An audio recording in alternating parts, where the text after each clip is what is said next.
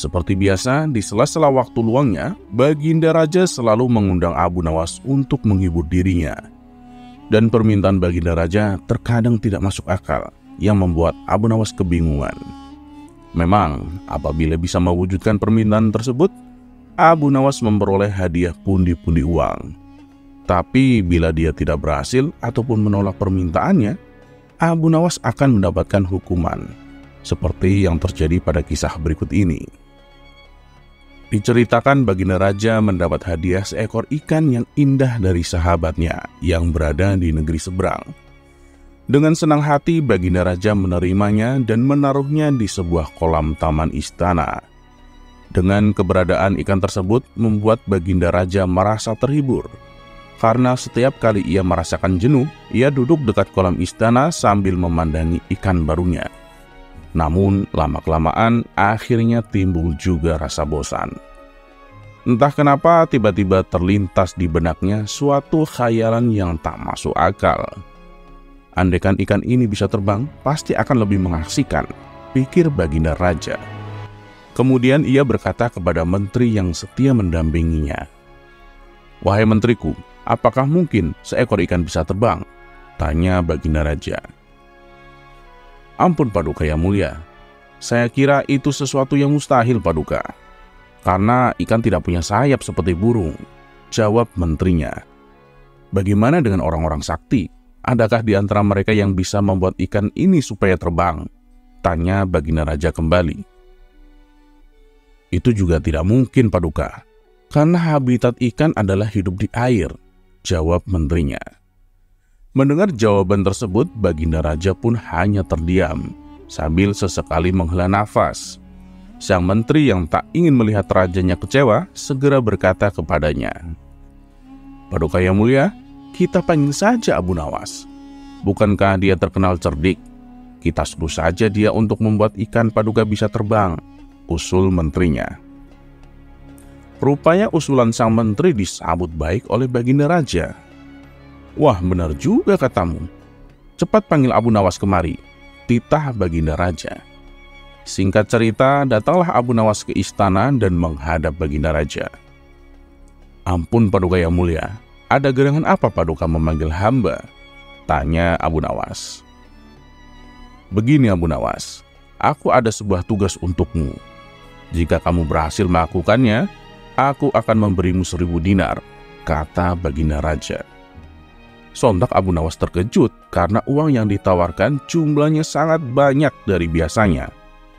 Karena tergiur oleh hadiah yang akan didapatkan, Abu Nawas langsung menyanggupinya.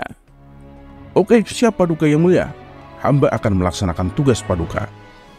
"Tapi kalau boleh tahu, tugas apakah itu?" tanya Abu Nawas. "Mari ikut denganku Abu Nawas," ajak Baginda Raja. Kemudian Abu Nawas diantar ke sebuah kolam taman istana. "Kamu lihat ikan di dalam kolam itu? Aku ingin supaya ikan itu bisa terbang," kata Baginda Raja. "Maksud Paduka, saya disuruh membuat ikan bisa terbang?" tanya Abu Nawas keheranan. "Benar Abu Nawas, itulah tugas yang harus kamu lakukan," timpal Baginda Raja. Seketika wajah Abu Nawas langsung pucat pasi. Keringat dingin keluar dari tubuhnya. "Kenapa kau diam saja Abu Nawas? Ayo lakukan tugasmu sekarang.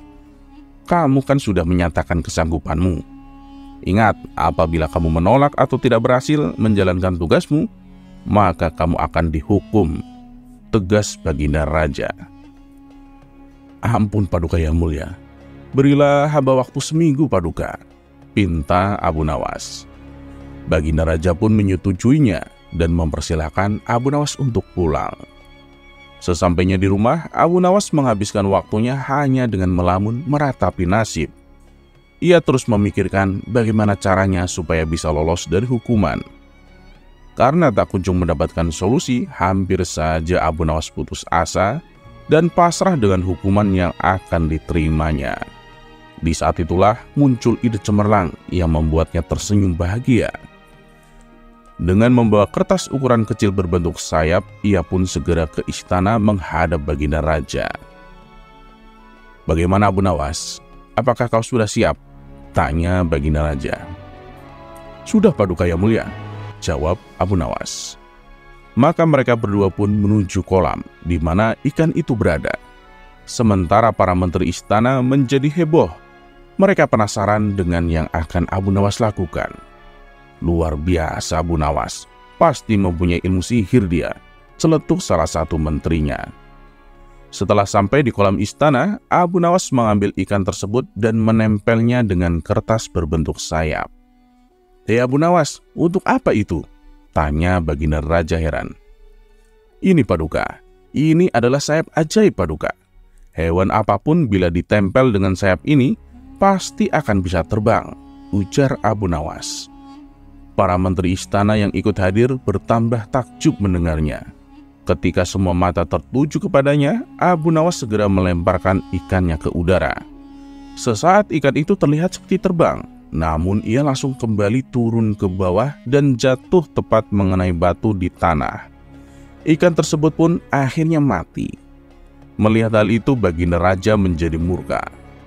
"Hei Abu Nawas, kau bukan hanya gagal membuat ikan itu terbang, tapi kau telah menewaskan ikanku," hardik Baginda Raja. Karena sudah menyiapkan jawaban, Abu Nawas terlihat tenang.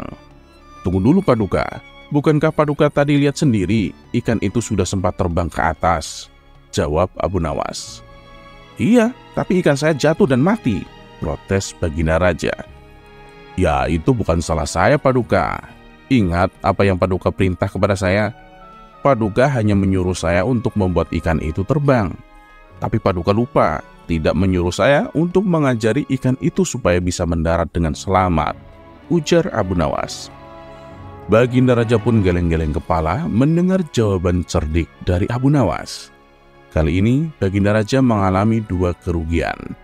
Ia kehilangan ikan kesayangannya, dan ia juga harus memberi hadiah kepada Abu Nawas. Dan Abu Nawas pun pulang dengan membawa 1000 dinar.